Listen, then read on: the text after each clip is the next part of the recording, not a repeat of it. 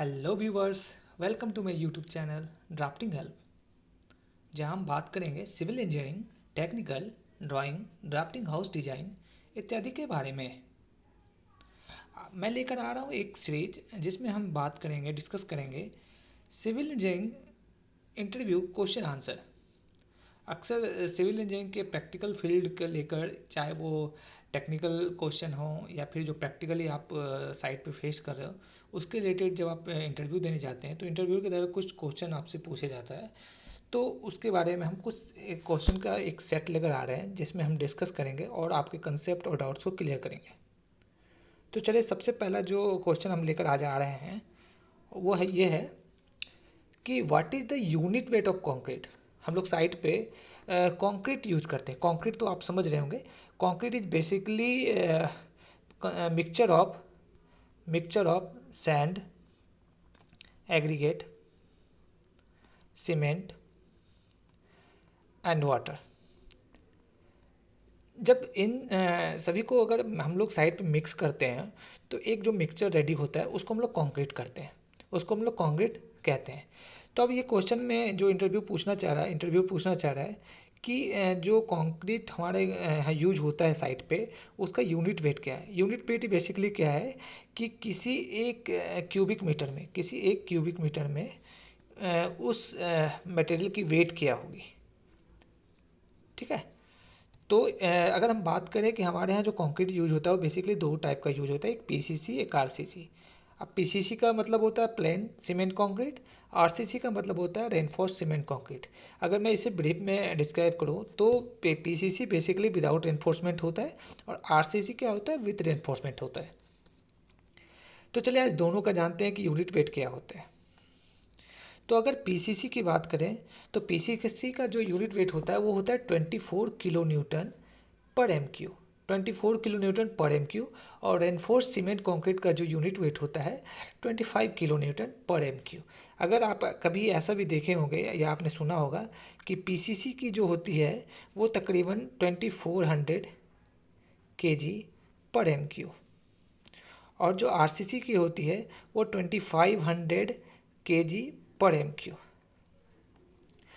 अब जनरली हम लोग जो आरसीसी का अभी यूज कर रहे हैं वो आरसीसी का 2440 केजी कंसीडर करते हैं, बट ये साइट पे और सिचुएशन के अकॉर्डिंग ये थोड़ा वेरी करता है।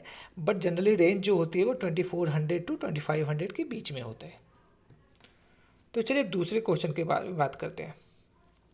तो जो आज का सेकेंड क्वेश्चन है वो है what is the standard size of A brick in India. हमारे यहाँ जो हम लोग जो घर बनाते हैं तो वहाँ पर हम लोग क्या करते हैं, ब्रिक का यूज करते हैं। ठीक है। तो ब्रिक का जो साइज होता है उसके बारे में पूछ रहे हैं। तो ब्रिक का जो साइज होता है वो होता है स्टैंडर्ड ब्रिक साइज जो होता है उसका जो कोड है IS 1077-1992। ठीक है। तो जो कोड, पहले ये कोड भी आप याद रखिएगा, अगर कभी कभार इंटरव्यू कोड भी पूछ देता है तो कोड जो है आपका है वो IS 1077-1992। और जो नॉन मॉड्यूलर हमारे यहाँ जो होता है वो दो तरह की ब्रिक होती है, एक नॉन मॉड्यूलर होती है, एक मॉड्यूलर होती है। तो जो नॉन मॉड्यूलर होता है और जो मॉड्यूलर होता है, तो जो बेसिकली मॉड्यूलर होता है उसकी जो साइज होती है, जो स्टैंडर्ड साइज होती है 190 mm into 90 mm into 90 mm। लेकिन जो नॉन मॉड्यूलर बेसिकली होता है 235 mm into 115 mm into 75 mm। ये हमारी जो साइज़ होती है ये हमारी नॉन मॉड्यूलर की होती है। और ये स्टैंडर्ड साइज़ जो होती है 190 mm into 90 mm into 90 mm। अगर इसमें मोर्टार के साथ हम इसको लेके चले तो मोर्टार की जो थिकनेस रहती है जनरली 10 टू 12 mm के आसपास होती है। तो उसको अगर हम लेकर कंसीडर करके चले तो हमारी जो साइज़ हो जाएगी ब्रिक वर्क की वो हो जाएगी 200 mm into 100 mm into 100 mm। चलिए नेक्स्ट क्वेश्चन की तरफ चलते हैं। तो नेक्स्ट क्वेश्चन है what is the minimum curing period for concrete. जब हम कंक्रीटिंग करते हैं तो कंक्रीट से क्या होता है, जब वो कंक्रीट करने के बाद उसमें जो हमारे सीमेंट पर जो हम लोग सीमेंट यूज़ करते हैं, सीमेंट के अंदर क्या होता है, केमिकल रिएक्शन होता है। केमिकल रिएक्शन होने से क्या होता है कि उसमें हीट ऑफ हाइड्रेशन रिलीज होती है, और जब हम अगर हीट ऑफ हाइड्रेशन जब ज़्यादा रिलीज होने होगी, जो उसमें टेम्परेचर चेंजेज आएगा, उसकी वजह से क्या होता है, हमारे कंक्रीट में क्रैक आता है।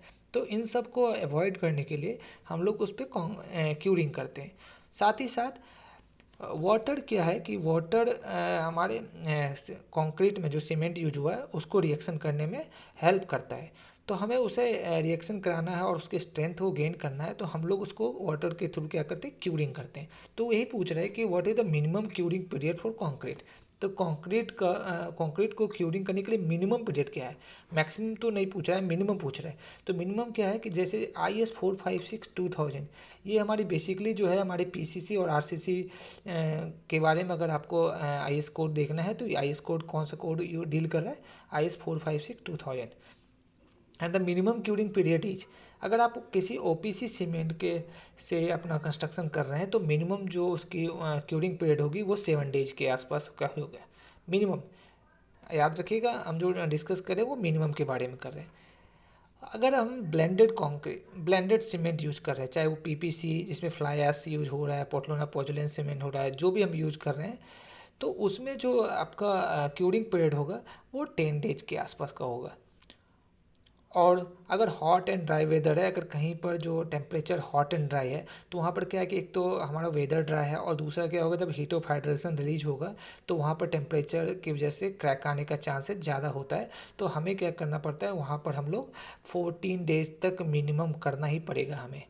और साथ ही साथ हम क्या करते हैं, क्यूरिंग करने के लिए हम लोग बेसिकली वाटर यूज करते हैं, और क्यूरिंग मटेरियल यूज करते हैं। ठीक है, जब हम लोग वाटर यूज करते हैं तो हम लोग उस पर क्या करते हैं, स्प्रिंकल करते हैं। ठीक है, लेकिन जनरली क्या है, सजेस्ट किया जाता है कि गनी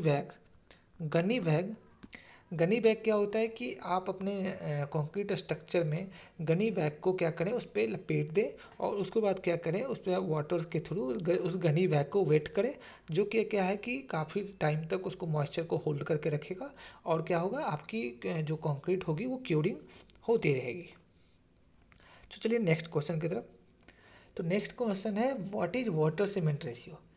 आप लोगों ने देखा होगा कि जो हमारी मिक्स डिज़ाइन होती है, जो M25 जो हमारी RCC होती है, उससे ऊपर या M25 के बाद क्या होता है, हमारा मिक्स डिज़ाइन होता है। मिक्स डिज़ाइन होता है तो क्या होता है कि उसमें हमें ना स्ट्रेंथ लाने के लिए हमें एक फिक्स प्रोपोर्शन में वाटर को यूज करना होता है। जनरली आप लोग ये भी जानते होंगे कि हम लोग वाटर अगर कम यूज करें तो भी कंक्रीट के लिए कंक्रीट स्ट्रेंथ नहीं गेन कर पाएगा। अगर हम वाटर को ज़्यादा यूज़ करें तो उससे क्या होगी, स्ट्रेंथ में कम डिक्रीज, स्ट्रेंथ का क्या होगा, डिक्रीज होगा। ठीक है, तो क्या जनरली रिकमेंड किया गया IS 456/2000 में कि जनरली जो हमारी वाटर सीमेंट रेशियो होनी चाहिए वो 0.4 से 0.5 के बीच में होनी चाहिए। ठीक है, तो वाटर सीमेंट रेशियो बेसिकली है क्या कि वाटर बाई सीमेंट जो क्या नहीं चाहिए, 0.4 से 0.6 के बीच में जनरली रहनी चाहिए, जो स्टैंडर्ड है, जो रिकमेंडेड है। तो वाटर एंड सीमेंट कैसे, क्या समझते हैं आप इसके बारे में, कि जैसे कि अगर हम लोग 50 बैग का सीमेंट यूज कर रहे हैं, ठीक है, तो हमें वाटर नहीं पता कि हमें उस 50 बैग से जो कंक्रीट बनने वाला है उसमें हम लोग कितना वाटर यूज करेंगे। ठीक है, अगर हम एक जनरल हम एक्सेप्ट कर लेते हैं कि थोड़ा 0.6 को सपोज करके चलते हैं कि वाटर सीमेंट रेशियो 0.6 है, तो आपका कितना हो गया, 50 kg है ये। ठीक है, तो आपका कितना हो गया, वाटर हो गया 50 इंटू 0.6, तो कितना हो गया ये 30 kg। लेकिन वाटर क्या होता है, वाटर आपका बेसिकली आता है लीटर में। ठीक है, वाटर आपका बेसिकली क्या आता है, लीटर में आता है। तो लीटर में अगर देखा जाए तो कितना हो जाएगा, वाटर में अगर देखा जाए तो 30 kg जो होता है जनरली बराबर होता है 30 लीटर के, नियरली अबाउट अगर आप कह सकें तो ये नियरली अबाउट क्या होगा, ये बराबर होगा 30 लीटर के। तो हमें अगर 50 बैग का 50 kg या 1 बैग सीमेंट का अगर हमें करना है, कंक्रीट मिक्स करना है, तो उसमें जो वाटर जो होगा, अगर आपका वाटर सीमेंट रेशियो 0.6 है, तो जनरली ये 30 लीटर के अराउंड होगा। ठीक है, चलिए नेक्स्ट क्वेश्चन की तरफ चलते हैं। अब है कि what is slump test and why is it performed. तो स्लम टेस्ट जो साइट पे वर्क कर रहे हैं वो जरूर स्लम टेस्ट का कभी ना कभी साइट पे टेस्ट किया होगा। अगर आप लोगों ने नहीं किया है तो भी चलिए समझते हैं। Slump test measures the workability of fresh concrete. It ensures proper mixed proportion for easy placement and compaction. अब देखिए कि जब आप कंक्रीटिंग कर रहे हैं तो उसमें वर्केबिलिटी क्या है कि how convenient you are placing the concrete. अगर आप देख लीजिए कि आपकी बिल्कुल ही डेंस या फिर आप मैस आप जो ये रेनफोर्समेंट फिक्स करते हैं, अगर उसमें स्पेस कम है या बिल्कुल ही डेंस है, तो अगर वहाँ पर आप स्लम्प जो अपनी कंक्रीट का रखेंगे, अगर वो उसमें वाटर सीमेंट रेशियो कम है तो क्या होगा, वो बिल्कुल ही फ्लो नहीं करेगा। तो क्या होगा, वो जाके अपना जो अब हम उसमें कंक्रीटिंग करेंगे तो वो प्रॉपर कंक्रीट नहीं होगा। और जब हम कंक्रीट करके जब काम अपना कंप्लीट करेंगे तो देखेंगे उसमें कहीं ना कहीं वॉइड आ गया है। तो वर्केबिलिटी बेसिकली क्या है कि how easily you can place the concrete. ठीक है। तो स्लम्प टेस्ट बेसिकली जो हाई स्लम्प होती है वो 150 mm से ज़्यादा की होती है। 150 mm से ज़्यादा, जैसे आप पाइलिंग का काम कर रहे हैं तो पाइलिंग के कामों में क्या है कि हम ज़मीन के अंदर का काम कर रहे हैं, और अगर हम वहाँ पर या कोई डेंस जो बिल्कुल ही डेंस रेनफोर्समेंट है, तो वहाँ पर अगर हम हाई स्लम्प नहीं रखेंगे तो क्या होगा कि वहाँ पर कंक्रीट प्रॉपर नहीं जा पाएगा हर जगह, और वहाँ पर वॉइड आने के चांसेस हैं, जो कि एक तरह से स्ट्रक्चर फेल्योर है। ठीक है। तो हम लोग बेसिकली जब हम पंपिंग कंक्रीट, या आप ऐसा समझ लीजिए कि जब आप किसी पंप के थ्रू कंक्रीट, मतलब हाई स्टोरी बिल्डिंग में जब आप कंक्रीटिंग कर रहे हैं तो वहाँ पर हम लोग पंप यूज करते हैं। तो अगर पंप में अगर हम हाई वर्केबिलिटी ना रखें तो क्या होगा, वो प्रॉपर फ्लो नहीं होगा और एक जगह से दूसरी जगह हम उसको अच्छे से नहीं पहुँचा सकते हैं। तो वहाँ पर हम लोग क्या करते हैं, हाई स्लम्प यूज करते हैं, जो कि जनरली 150 mm से ज़्यादा होता है। मीडियम स्लम्प जो होता है, नॉर्मल आप कह सकते हैं वर्केबिलिटी, जब आपकी नॉर्मल वर्केबिलिटी चाहिए तो जो हम लोग रेगुलर अपने जनरल कंस्ट्रक्शन में यूज करते हैं वो होता है 75 to 150 mm। और लो स्लम्प इज अराउंड 75 mm से अगर आपका स्लम्प वैल्यू कम है तो आपका क्या होता है कि वहाँ पर हम लोग लो स्लम्प उसको कंसिडर करते हैं। और जनरली ये कहाँ पर होता है, रोड कंस्ट्रक्शन में। अब स्लम्प आपका आप समझेंगे कि एक्चुअली आपका स्लम्प इंक्रीज कैसे होता है। स्लम्प देखिए इंक्रीज होने से का 2-4 रीजन है। जैसे कि आप देखिए कि स्लम्प इंक्रीज वर्केबिलिटी कैसे बढ़ेगी। एक तो आपकी जो ग्रेडेड ग्रेडेड एग्रीगेट होनी चाहिए, मिक्स प्रोपोर्शन जो होनी चाहिए वो प्रॉपर होनी चाहिए। ऐसा ना हो कि बिल्कुल एग्रीगेट ज़्यादा हो या बिल्कुल सैंड ज़्यादा हो। ठीक है। और वाटर सीमेंट रेशियो अगर हम उसमें वाटर की क्वांटिटी बढ़ाते हैं तो क्या होगा कि उसकी वर्केबिलिटी बढ़ेगी। कभी कभार हम उसमें एडमिक्सचर भी मिक्स करते हैं, जो कि उसकी वर्केबिलिटी को इंक्रीज करती है। Workability basically flow of concrete, how easily वो फ्लो हो रही है स्ट्रक्चर में, जहाँ पर भी हम कंक्रीट कर रहे हैं उसमें हाउ इजीली वो फ्लो हो रही है। लेकिन आप यहाँ पर ध्यान रखेंगे, जैसे हम लोग वाटर को इंक्रीज करेंगे तो कहीं ना कहीं हम स्ट्रेंथ को डिक्रीज कर रहे हैं। तो इसमें क्या होता है कि हम लोग लैब में टेस्ट करते हैं कि हमें वाटर कितनी रखनी है, वहाँ पर हमारी स्लैम्प कितनी आनी चाहिए, हमारा किस तरह का कंस्ट्रक्शन है, हमारा किस तरह का कंक्रीटिंग है, उसको कंसिडर करते हुए हम लोग वाटर सीमेंट रेशियो का आइडेंटिफाई करते हैं। और साथ ही साथ अगर रिक्वायरमेंट होती है तो हम लोग उसमें एडमिक्सचर भी मिक्स करते हैं ताकि वो उसकी वर्केबिलिटी बढ़ जाए। विदाउट एडमिक्सचर के बेसिकली क्या होता है, एडमिक्सचर है कि एडमिक्सचर को आप मिक्स करेंगे।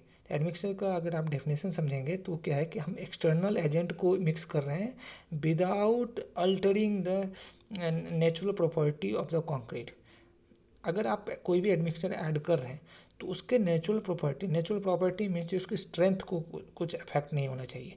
अगर आप रिटार्डेड यूज कर रहे हैं या आप जल्दी सेट करने के लिए यूज कर रहे हैं या वर्केबिलिटी बढ़ाने के लिए कर रहे हैं, तो जिस फंक्शन के लिए हमको एडमिक्सचर यूज कर रहे हैं वही फंक्शन वहाँ पर प्रॉपर फुलफिलमेंट होनी चाहिए। ऐसा ना हो कि हम उसमें एडमिक्सचर तो मिक्स कर रहे हैं, वर्केबिलिटी तो बढ़ा दे रही है, बट उसका क्या हो रहा है, स्ट्रेंथ कम कर दे रहा है, तो वो एडमिक्सचर यूज नहीं होगा। ठीक है।